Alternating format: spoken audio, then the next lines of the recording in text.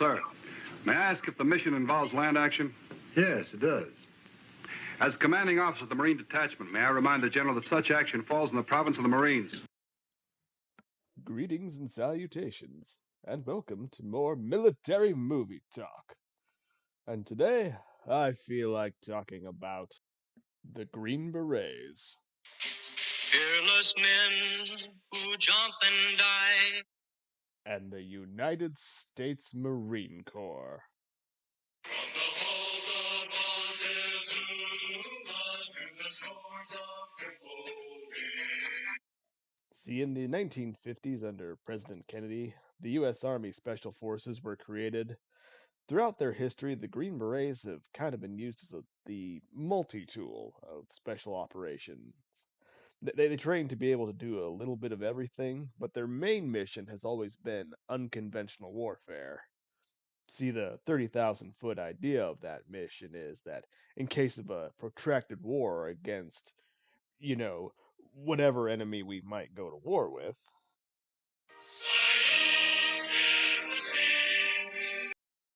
small teams, or A-teams as they were called, would drop behind enemy lines and recruit locals and create partisans and resistance forces against the enemy to engage and disrupt. The idea being that a small force could then have a similar effect on the battle space as something more akin to a larger infantry unit. See, a lot of the time we have this idea in our heads that special forces just means the most elite, the toughest troops. And don't get me wrong, most of the time that is true. But the idea isn't just that special operations are just better troops than regular infantry, but they're another part of the combined arms operation. They support the infantry mission the same way artillery or cavalry support the infantry mission of closing with and destroying the enemy. So, what does any of that have to do with the Marines? Well, to answer that, we gotta take a trip back in time.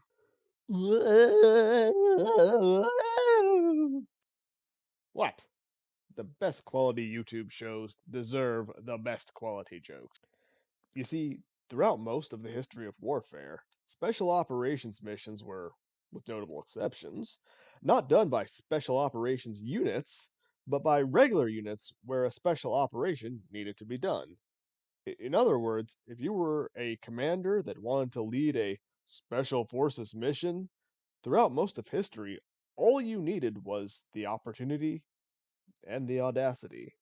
And that's why today we're examining the Battle of Derna from the 1950 film Tripoli.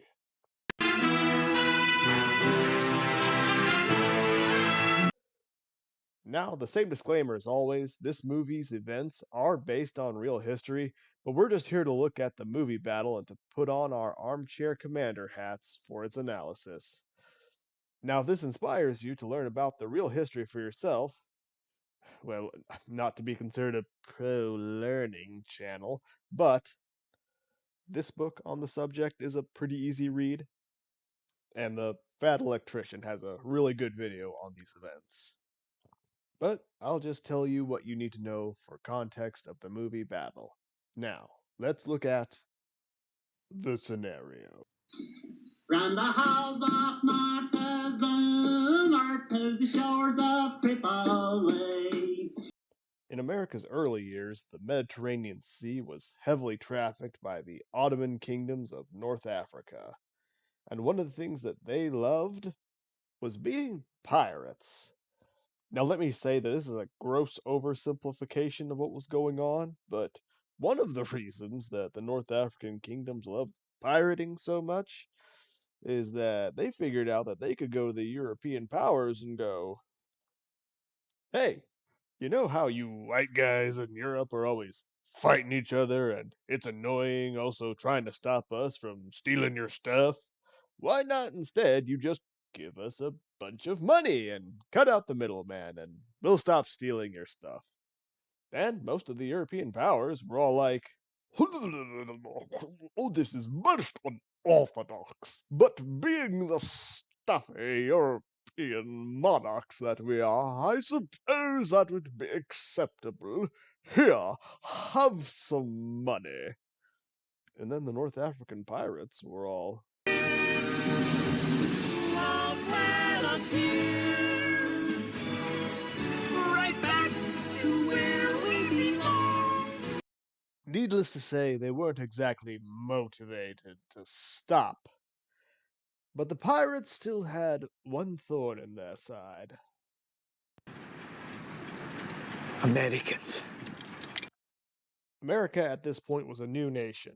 And again, I stress this is a gross oversimplification of geopolitical events, but America did not really have the money to pay off the North African kingdoms to not attack her ships. But what America could scrounge up out of her couch cushions was a couple of bucks for a few warships, frigates, to be exact. Now, at this time, the biggest, baddest ships on the sea were the ships of the line. America had trouble squeezing these naval Cadillacs into her budget, but it was able to get the next size down, the frigate. Since that's all they had, America built them to be the toughest, most heavily gunned frigates on the sea. Several of these ships were formed into a small but feisty naval task force that was sent out to, with any luck, convince the North African kingdoms to not be so uncool. The task force had its sights fixed on the Kingdom of Tripoli, and that's where our movie begins. And before we go any further, the irony is not lost on me, and hopefully not you either, that by taking on state sponsored piracy coming out of the Ottoman Empire, one of America's very first foreign wars was indeed against Islamic terrorists. Which puts us in a very nice spot to look at the commanders. U.S. General William Eaton is in overall command of the plan to subdue the Tripolitans. Commander of the naval forces is Commodore Samuel Barron. The plan calls for 2 officers from USS Essex to go ashore for the land portion of the mission. These men are Marine Lieutenant Presley O'Bannon and Navy Lieutenant Tripp.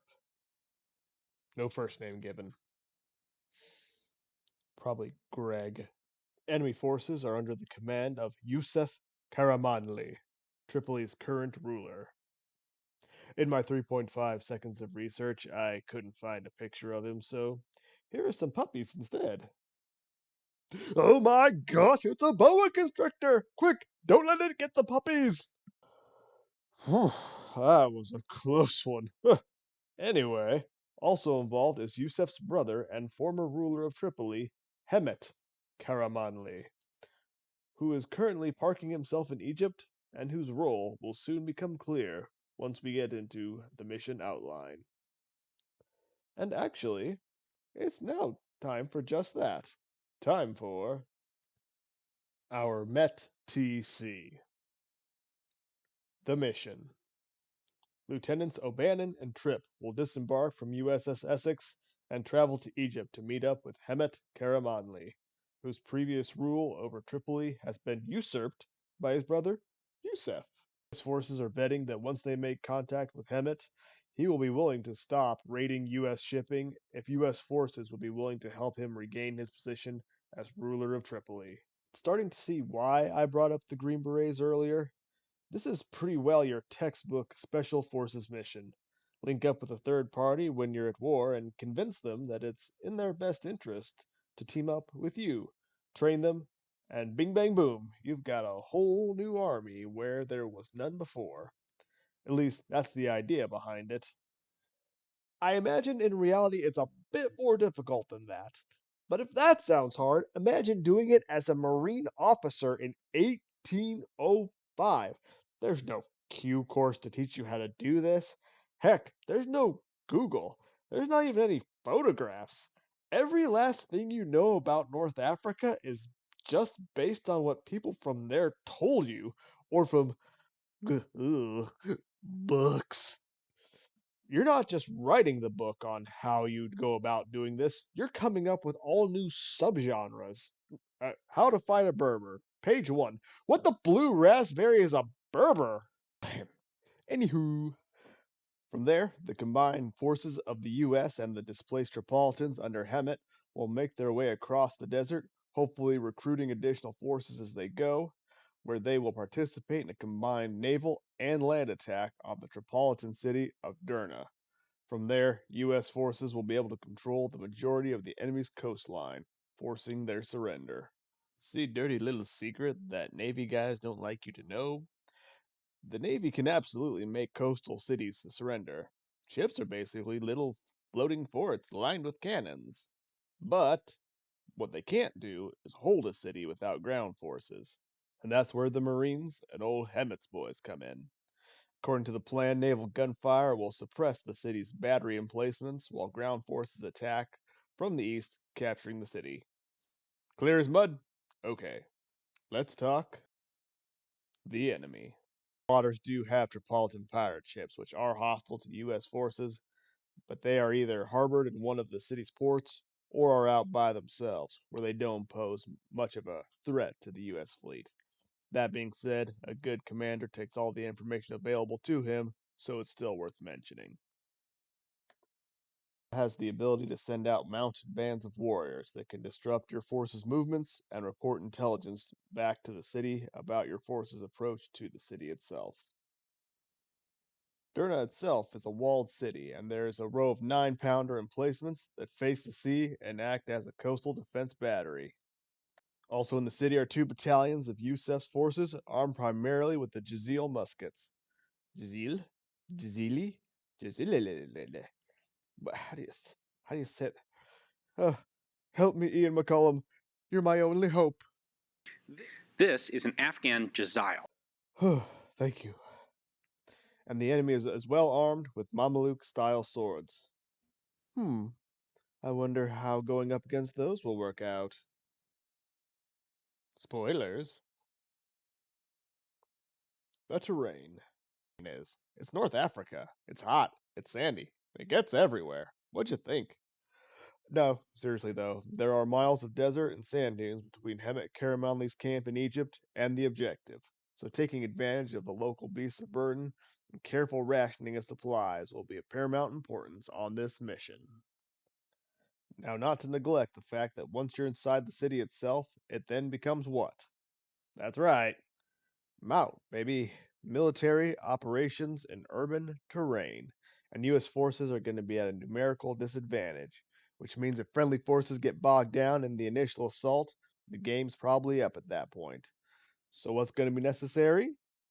Yes, speed, surprise, and violence of action. See? Very good. We don't need to learn to talk about war movies. You guys already know this stuff. All right, moving on. Troops. The initial team sent out consists of Lieutenants O'Bannon and Tripp. They have for their personal protection their swords and their flintlock pistols. They are accompanied by, count 'em, 7 enlisted Marines armed with their Springfield muskets and accompanying bayonets. And they also have with them a surgeon's mate. Can't forget the corpsmen. Were they called corpsmen back in 1805? Probably not. Can't forget Doc. Along the way, U.S. forces will pick up an additional 16 Greek mercenaries under the command of Captain Demetrios, who is the best character in the movie. Demetrius, at your service, General. Lieutenant, I cannot take orders from a lieutenant. I will call you Colonel. thanks for the promotion. This is Lieutenant Tripp. You can call him Admiral. They tell me you need fighting men. Here we are. For a price, of course. Naturally. Only women and boys fight for fun. Gets as said before, these ships are armed with a variety of cannon arrays, average around 30 to 40 guns in the 12 to 28 pounder range. Then they've got about another 20 or so carronades, heavier but shorter range cannons in the 32 pounder range. Plus, these ships have a crew of approximately 450, with about 50 of those being Marines.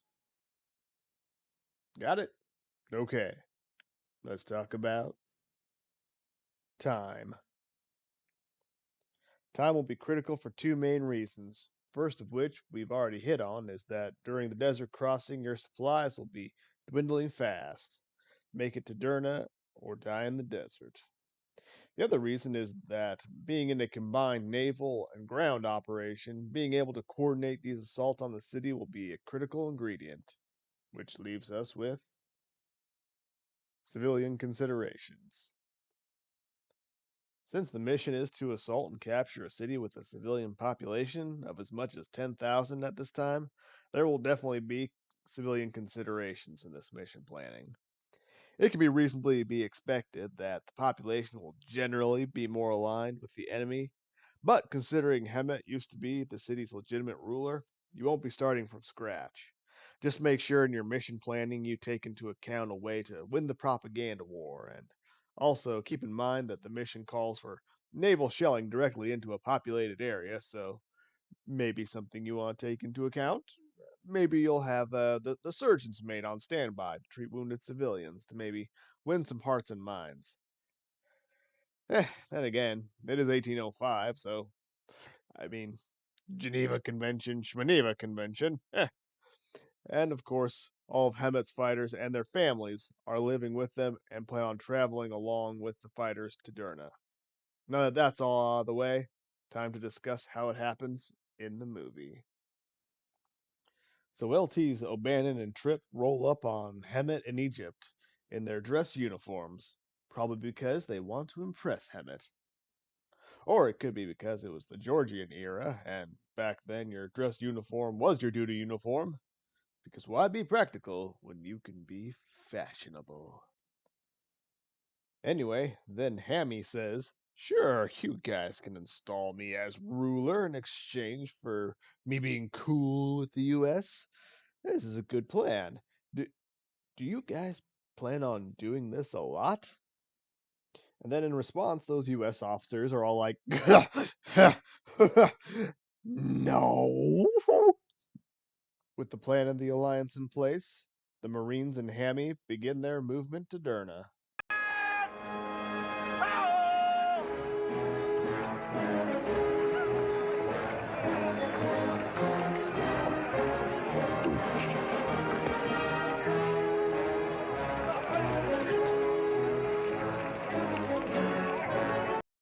But they soon discover that there's just one problem.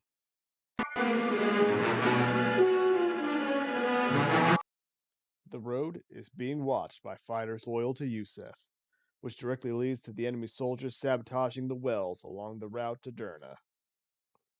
O'Bannon comes to the realization that if they continue along their current route, that all the wells are likely to be destroyed as well, and a new plan is necessary.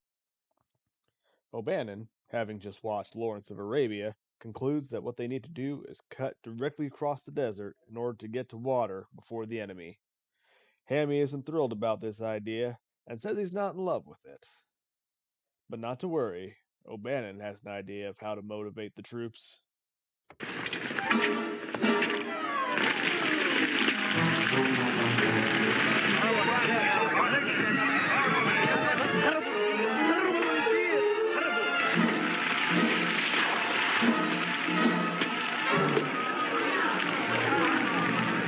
Now we haven't got enough to get back.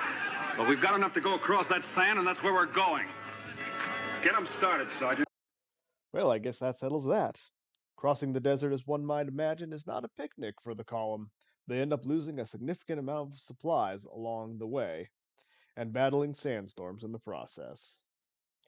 In the end, O'Bannon's gamble pays off, and he brings his troops through the desert and reaches water, giving his men a much needed respite from their thirst. And no, guys, drink the water. Guys, don't!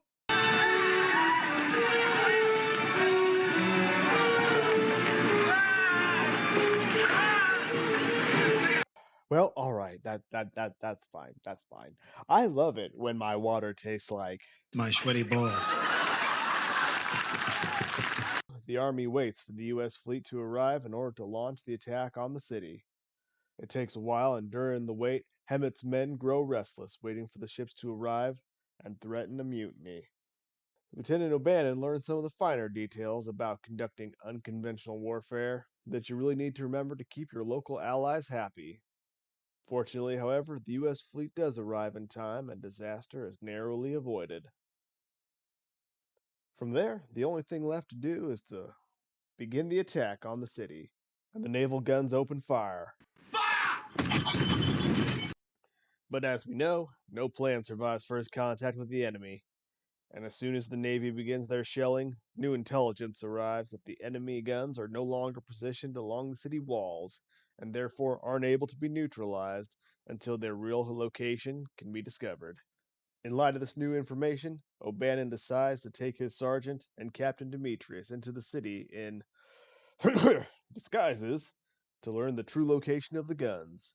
But who does that leave to lead the attack? You're going to be the first naval officer in history to lead a cavalry charge.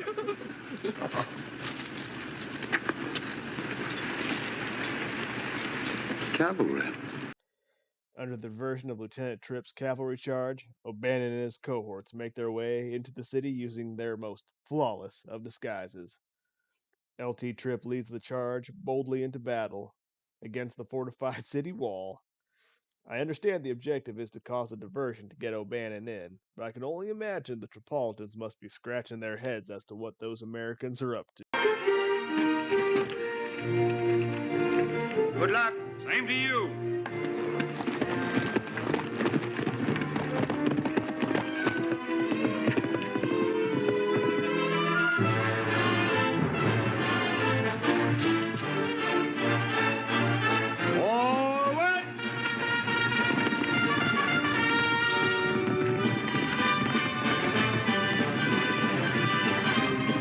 O'Bannon and his compatriots do make it inside the city, and from there, seamlessly blend into the local populace.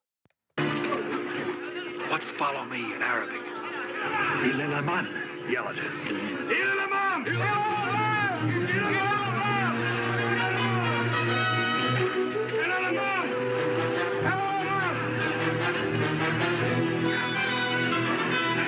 They spot that the guns have been repositioned in the city palace and decide to launch a hasty attack on the building. O'Bannon fights his way inside the building and from there starts a fire with heavy smoke in the palace in order to redirect the naval gunfire. Meanwhile, O'Bannon's sergeant and Captain Demetrius are taking advantage of the fog of war. Hey, wait till they turn around. Don't shoot them in the back. Why not? It's easier. Yeah. From that point, I guess everyone just kind of knew that the movie was about over, because O'Bannon raises the U.S. flag and the battle is just kind of over. So, chalk that up to a tactical and strategic victory for America. So, there's the movie. If you were Lieutenant O'Bannon and you were given the mission of taking Derna, would you have done anything different? Would you have taken a different route through the desert? Would you have planned your attack on the city to have been executed differently? Let me know in the comments, Armchair Commanders. I hear other YouTubers say that it helps with the algorithm, and my glory and greatness must be known, so get to it! Anyway, until later, keep your powder dry.